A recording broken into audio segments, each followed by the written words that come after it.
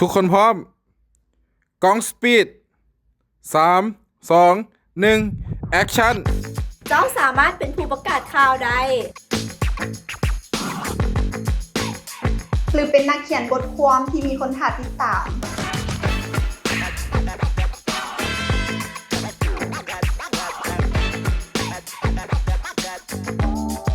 เป็นนักสร้างรูปเงาที่มีชื่อเสียงโด่งดัง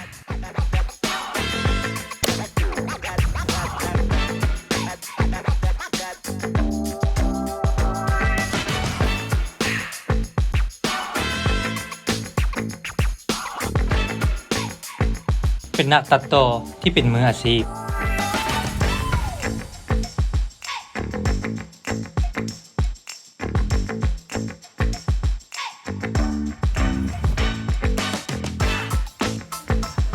เป็นนักออกแบบกราฟิกดีไซน์ที่มีความคิดสร้างสรรค์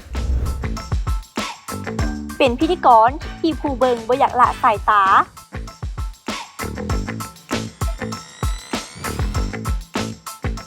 การเรียนสาขานี้เปิดโอกาสให้เจ้าได้เฮ็ดทุกอย่าง มาร่วมค้นหาเส้นทางของเจ้าในสาขาสื่อสารมวลชนกับพวกเรา